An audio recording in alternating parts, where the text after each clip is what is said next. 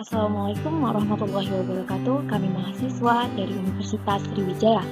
Video ini dibuat untuk menyelesaikan tugas mata kuliah konsep dasar biologi untuk IPA SD dengan dosen pengampu Dr. Hartono MA, Dr. Laihat MPD, Niken Anggraini SPD MSc, dan Susi Amizera SB SPD MSc.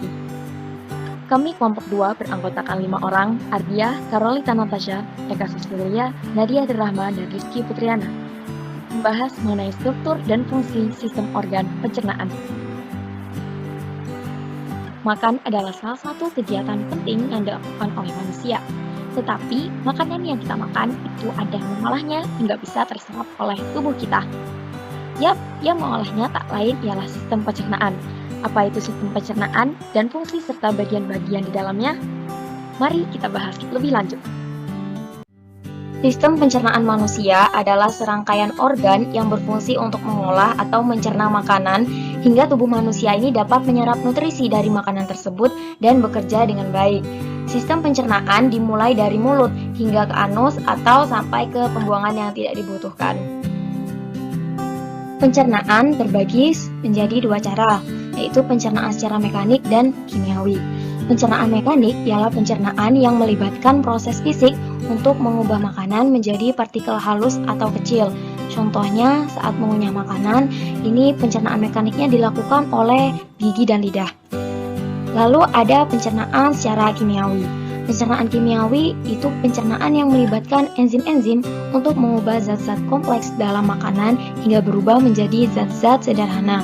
Contohnya saat mengunyah makanan dilakukan oleh air liur yang mengandung enzim amilase. Lanjut, ada fungsi dari sistem pencernaan.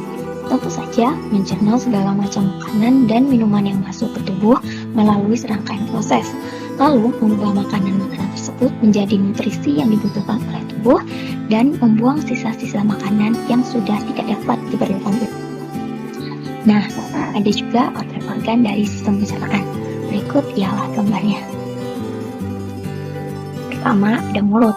Mulut berfungsi untuk mengunyah makanan menjadi lebih halus agar mudah dicerna. Di dalam organ mulut ini terjadi pencernaan secara mekanik dan kimiawi. Secara mekanik ialah yang dilakukan oleh gigi dan lidah, sedangkan secara kimiawi dilakukan oleh air liur, yaitu enzim amilase. Kedua, kerongkongan atau esofagus. Kerongkongan ialah saluran yang menghubungkan mulut dengan lambung. Di dalam kerongkongan, makanan yang telah dikunyah didorong ke lambung dengan gerakan peristaltik. Apa itu gerakan peristaltik? Gerakan peristaltik adalah gerakan melemas dan mendorong pada dinding kerongkongan. Berikut ialah gambar dari gerakan peristaltik. Ketiga, lambung. Fungsinya menyimpan makanan dan cairan yang tertelan, mencampurkan makanan dan cairan pencernaan yang diproduksinya, lalu perlahan-lahan mengosongkan isinya ke dalam usus halus. Di dalam lambung juga terjadi pencernaan secara mekanik dan kimiawi. Pencernaan secara mekaniknya ini dilakukan oleh dinding lambung, sedangkan pencernaan kimiawinya dilakukan oleh enzim-enzim, enzim pepsin, renin, lipase, juga asam klorida. Keempat, usus halus.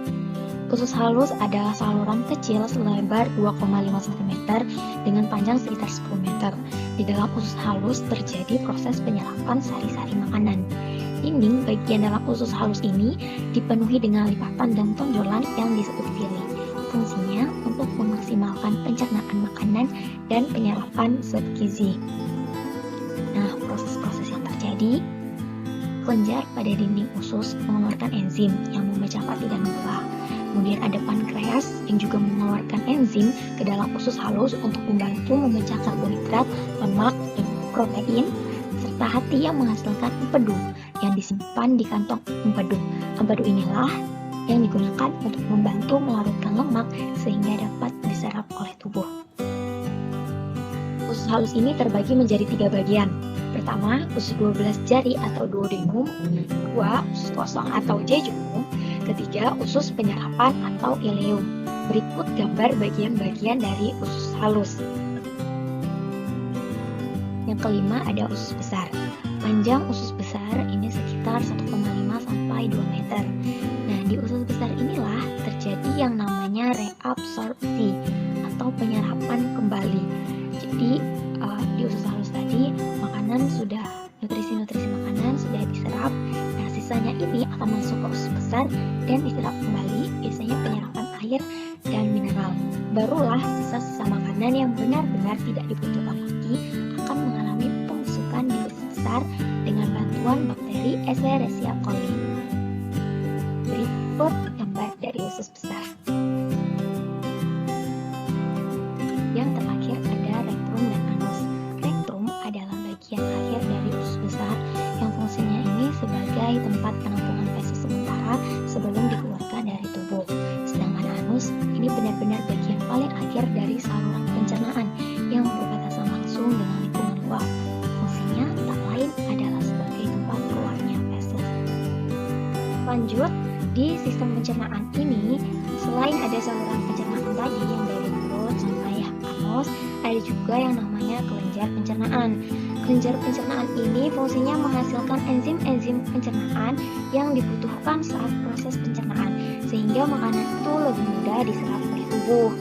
Kelenjar pencernaan itu ada 4, itu ada kelenjar ludah, kelenjar pankreas, kantong empedu, dan hati.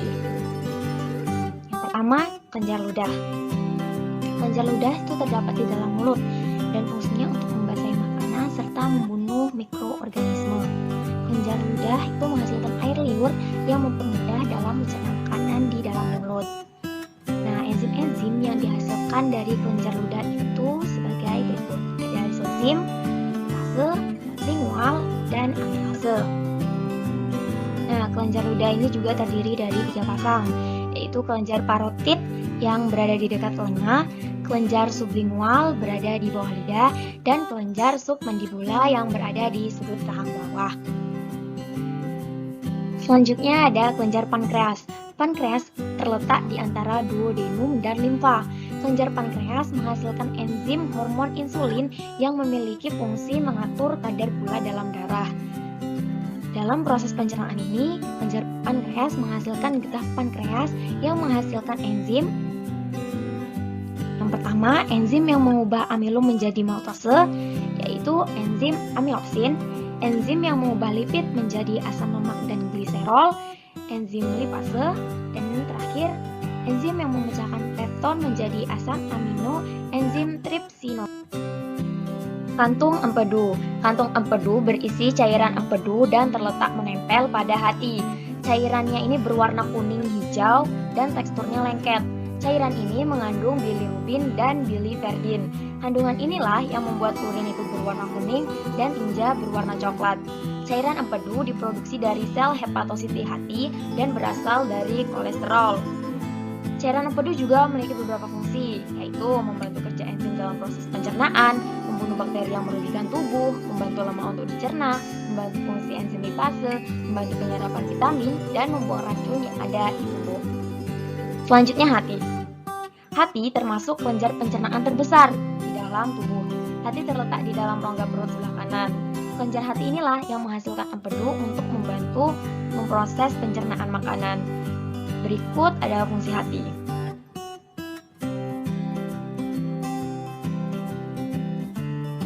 Kita masuk ke sub materi terakhir, yaitu proses pencernaan.